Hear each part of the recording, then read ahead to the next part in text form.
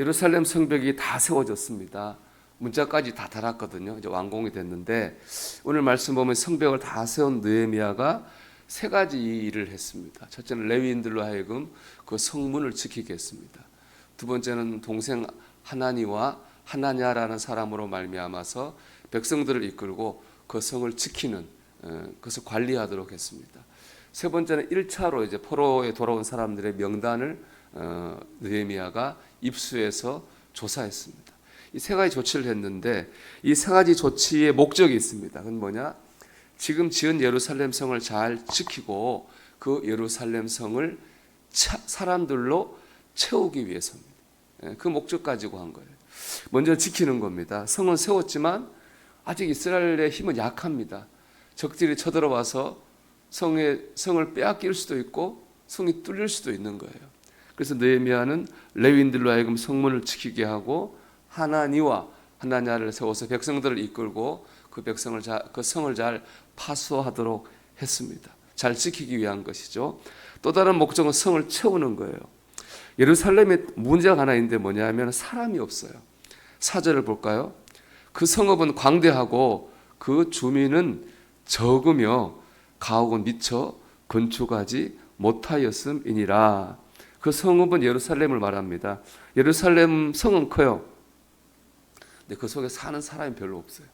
그리고 사람이 사는 집도 별로 없어요. 이거는 바벨론의 진이후에 계속 되어 왔던 70년 동안 있어 왔던 예루살렘의 현실입니다. 성이 무너지고 다 불탔잖아요. 그리고 사람들이 많이 죽었겠죠. 전쟁에 졌으니까. 그리고 또 많은 사람들이 포로로 다 끌려가 버리고 말았어요. 사람이 없는 곳, 집이 없어요. 그러다 계속 예루살렘이 성이 없으니까 주변 민족들이 약탈을 당해요. 살기가 어려운 거예요. 그나마 있던 사람들도 다 예루살렘 성을 등지고 떠나버린 거예요. 그러니까 이 예루살렘 성 안에는 사람이 별로 없어요. 지금 이제 어쨌든 성은 짓긴 했지만은 아직 그 안에 사는 사람이 없고 사람이 살 집도 별로 없는 것이 바로 현실입니다. 그 느헤미야는 어떻게 하면은 이제 성을 지었으니까 이 성 안에 많은 사람들이 살게 할까를 고민하고 연구한 거죠.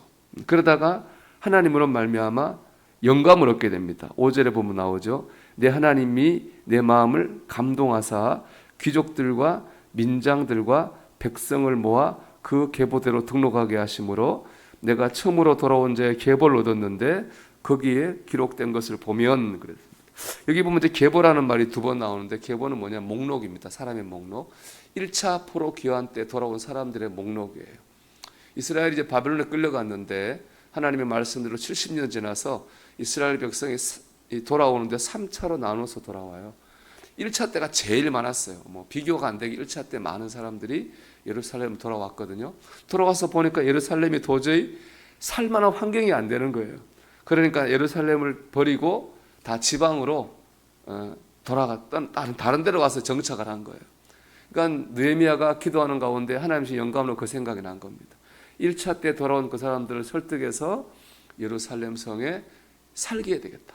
예루살렘 성을 다 지었으니까 이제 와서 예루살렘으로 돌아오시오. 그렇게 하려고 이 목록 1차 포로 귀환자의 목록을 입수했다고 하는 것이 오늘 5절의 내용입니다. 저는 오늘 말씀을 묵상하면서 목적에 대해서 생각을 해보게 됩니다. 눈에 보이는 목적은 예루살렘 성을 다시 짓는 거였어요. 하지만 그건 최종 목적이 아닙니다. 최종 목적은 뭡니까? 예루살렘의 회복과 부흥입니다. 다시 예루살렘이 회복되고 부흥해서 그 다음 뭡니까? 하나님의 영광을 드러내는 거예요. 회복, 부흥, 영광이 바로 느헤미야의 최종 목적이고 진짜 목적이었습니다. 느헤미야는 이 최종 목적, 예루살렘의 회복과 부흥과 영광을 위해서 고민하고 노력했습니다. 여러분, 우리의 진짜 목적도 마찬가지입니다. 예배당을 짓는 것 자체가 목적이 되어서는 안 되죠. 목적은 예배당을 채우는 거죠. 예배당이 부흥하는 게 목적이에요. 결혼하는 게 목적은 아니겠죠. 결혼의 목적은 행복한 가정을 만드는 거겠죠. 우리가 믿는 것도 마찬가지예요. 예수 믿는 것 자체가 목적이 아니에요. 그 믿음을 통해서 이 땅에서 하나님이 기뻐하시는 하나님과 동행하는 거룩한 삶을 살다가 때가 되면 천국 가는 게 우리의 최종 믿는 목적인 것입니다. 우리가 이 목적을 향해서 나아가야 됩니다. 우리의 믿음을 지키고 우리의 믿음을 채워야 됩니다. 여러분, 이 목적을 바라보며 나아가시기를 바랍니다. 우리는 눈에 보이는 목적만 보면 안 되는 거죠. 회복, 부흥, 하나님의 영광.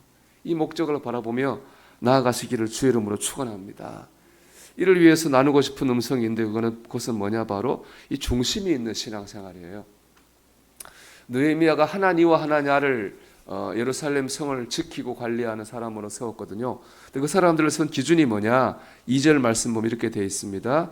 내 아우 하나니와 영문에 가는 하나냐가 함께 예루살렘을 다스리게 하였는데 하나냐는 충성스러운 사람이요 하나님을 경외함이 무리 중에 뛰어난 자라.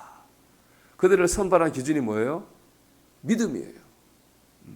그들이 똑똑한 것도 아니고 잘난 것도 아니고 공부를 많이 한 것도 기준이 아니고 다른 재능이 많은 것도 기준이 아니라 하나님을 잘 믿는 것 때문에 그 기준으로 그들을 세워서 예루살렘 성을 지키고 관리하게 했습니다. 느헤미야가 선택한 기준은 바로 믿음이에요. 믿음 중심으로 믿음의 가치를 가지고 느헤미야가 나아갔다는 거예요. 그랬더니 회복과 부흥과 영광이라고 하는 진짜 목적을 이루게 됐습니다. 여러분, 우리의 중심이 믿음이 될 줄 믿습니다.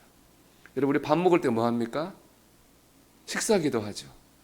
믿음이 없는 사람 보면은 식사기도 잘 못해요. 사람 집에서 혼자는 할지 모르지만 여러 사람 있는 자리에서는 좀 부끄러워 그런지 못하잖아요. 근데 믿음이 있는 사람은 하잖아요. 우리가 믿음 중심으로 살아야 되겠습니다. 밥을 먹을 때나 뭘 할 때나 나는 그리스도인이야 라는 중심을 가지고 우리가 살아야 될 줄 믿습니다. 그럴 때 내 믿음을 지킬 수 있고 내 믿음을 채울 수 있습니다. 그럴 때 하나님의 영광을 드러낼 수가 있는 것이죠. 여러분, 우리는 그리스도의 겉 크리스찬입니다. 오늘도 우리가 이 중심을 가지고 살기를 바랍니다. 그래서 내 믿음을 지키고 내 믿음에 하나님의 부흥과 하나님의 영광과 은혜를 채울 수 있는 저와 여러분이 되기를 주의 이름으로 축원합니다.